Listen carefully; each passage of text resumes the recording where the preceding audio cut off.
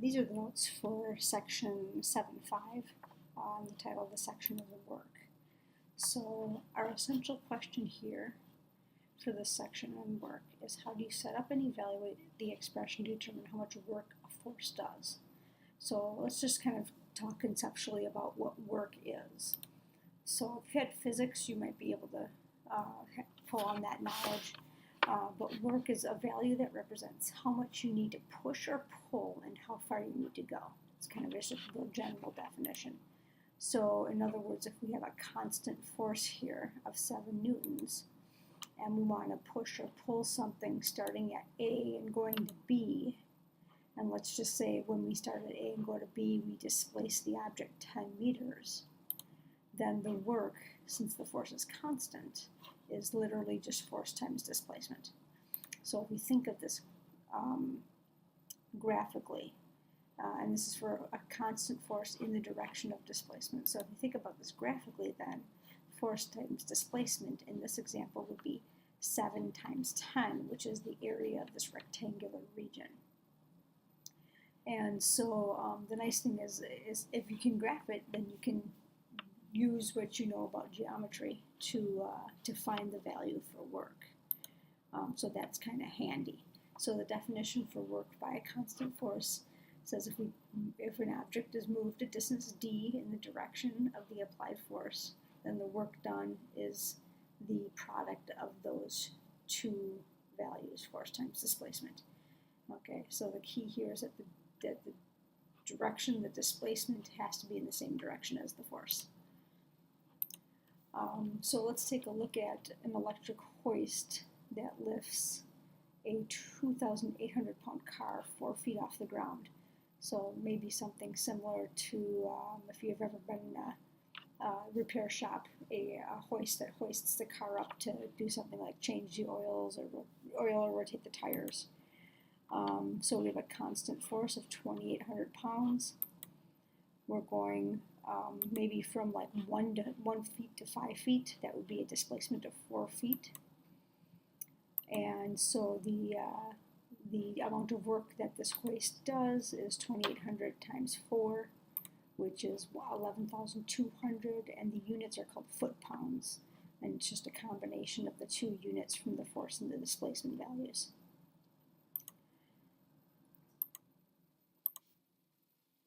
So that's for a constant force, so we have to kind of think about what happens when the force changes. So we have some applications where our force isn't constant, and these are the 3 applications that we really kind of look at, and they're all, we also look at all of these in physics as well. Hooke's law is like when you stretch a spring, and that's a linear force. The law of universal gravitation is what we call an inverse square force, and that's for like orbiting planets or orbiting moons. And Coulomb's law is the electrostatic force between 2 charged particles, and that's also an inverse square law. So we're going to look at some linear applications here, and the linear relationship is the force equals the spring constant. So it's kind of like how stretchy something is times the amount of stretch or the displacement that the spring undergoes. And then both of these applications are inverse square laws, and so they look like this. They look like the force is proportional. They have some sort of proportionality constant. For universal gravitation, it's G. For Coulomb's law, it's K, if that rings a bell. Big G, that is. And since it's an inverse square law, it's divided by the square of the distance. So we're going to look at those 2 examples. So we're going to start off with Hooke's law here. So Hooke's law is when we stretch a spring, and as you stretch that spring, the spring obviously gets longer, but it also gets harder to stretch. So if you've ever tried to stretch a spring, you might have experienced that. The same thing happens with things like bungee cords or any elastic strap. So the longer you stretch it, the harder it is to stretch. So it's a linear force, which means it has some nice proportionalities. And so, for instance, like, putting a small weight will stretch it a little bit, Putting twice the weight will stretch it twice as far. Putting 3 times the weight will stretch it 3 times as far. So it's all linear. It's all proportional like that. And so we can look anywhere along this line to find that force constant. So let's just kind of pretend that we have a spring here and we're stretching it from A to B. So we're making the spring longer. And just like if you had a constant force, since integration is the area under the function, we can literally, if we know that these values, we can literally find the value of the work if we want to find the area of this trapezoid. But we also can use calculus to figure this out too. So the geometry, of course, we can use is we can find the area of that trapezoid. The calculus we do is we integrate the force function over these two values, A and B. And so the example here is each spring has what we call a free length, and that's how long the spring is when it's not being stretched at all. And so we call that a stretch of 0. So this black spring would be like a stretch of 0, and this red little line here would be if I would stretch it out a distance x. And so the way we would use the calculus is we get the force function, and then we would look at where we had the starting stretch and where we had the finishing stretch. And so this force function, again, since it's linear, it's k times x. So what we're going to do in this example then is we're going to show you how to find k, and we're going to show you what we mean by this initial stretch and this final stretch, and then integrating this is just integrating x to the first power. So let's take a look at this example here. We have a spring. It requires 5 pounds of force to stretch it 4 inches. And so we're going to use that information to find our k. And then it says how much work is done if we take a spring, this spring, and it's originally 7 inches long. And we're going to stretch it, and we're going to stretch it out to 12, but then we're going to calculate the work required to stretch it from 12 to 16 inches. So we don't care about the initial amount we're stretching it, but we want the second amount that we're stretching it here. And I'll kind of elaborate on that in just a second. So we know we have a linear relationship because it's a spring. And we also know this first piece of information here, it's 5 pounds of force to stretch it 4 inches.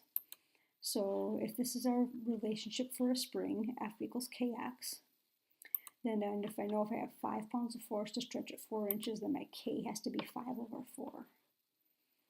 And so now I can get my force function. So my force function must be 5/4 x. So that's the force function for this particular spring. And so what we're going to do is we're going to stretch this spring. So the spring itself is 7 inches long.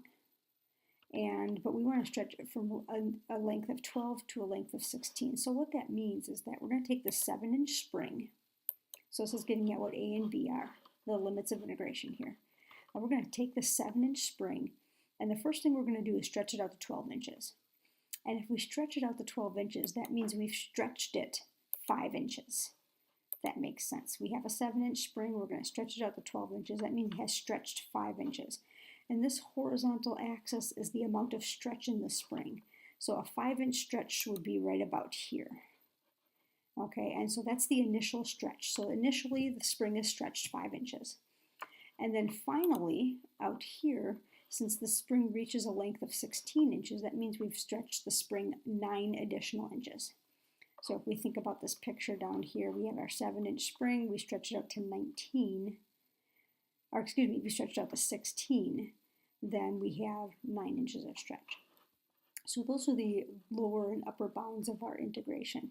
This is our initial stretch. This is how many inches we are stretched out at the beginning, and this is how many inches we are stretched out at the end. So this, if we want to do this using geometry, we can literally take this trapezoid and find its area, which means we would need to know these force values, which we could find because we have the equation. But I'm going to use the calculus. It's a lot less involved, to be quite honest. So we're integrating 5/4 x from 5 to 9. So integrating this is bring out the 5/4. Integrating x is half x squared from 5 to 9. And so we're going to substitute 5/4 times 1/2 is 5/8. Then we'll substitute our 9 and our 5 in and square each one of those. And so this is 40, this is 81, this is 25. So we are talking about 64.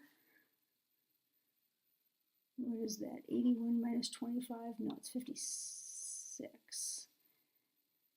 And so dividing that by 8 and multiplying it by 5 gets us 35 foot-pounds of work for the work that we do on that spring as we stretch it from a length of 12 to a length of 16 inches. The next one we're going to do is we're going to do an inverse square law.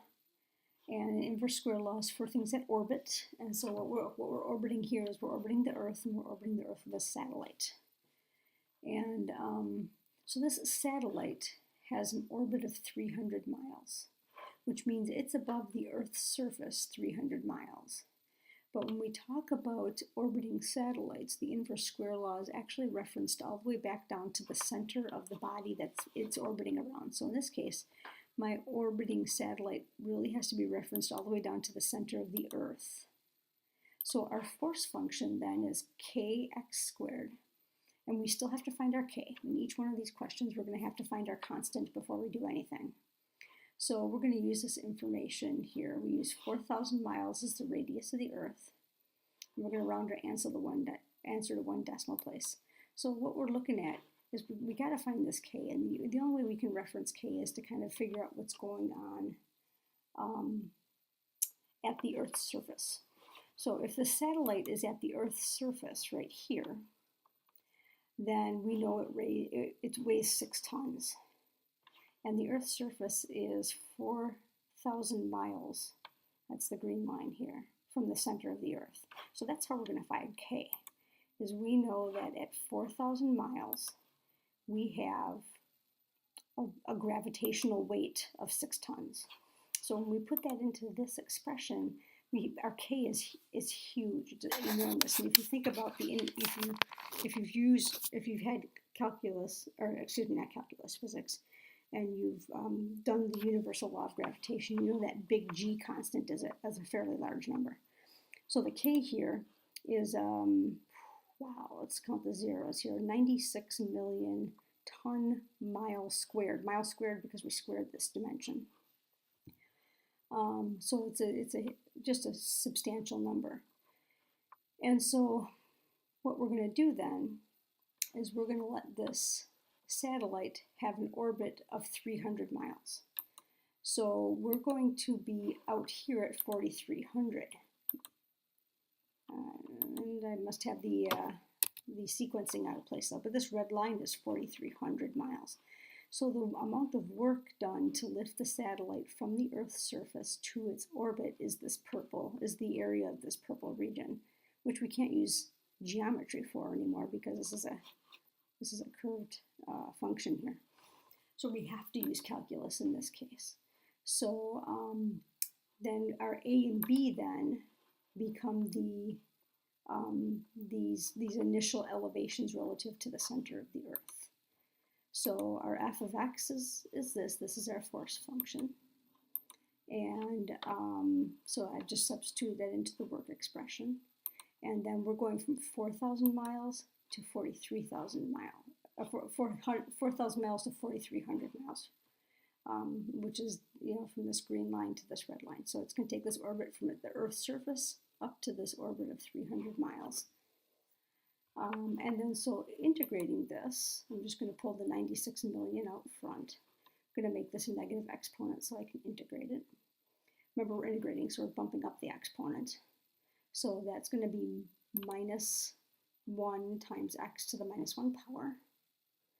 And I'm going to write this, since it's got a negative power here, I'm going to write it back as a fraction again. Remember, it started as a fraction.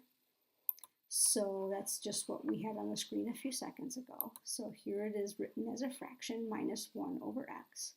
Now I can plug in my upper or my lower bounds.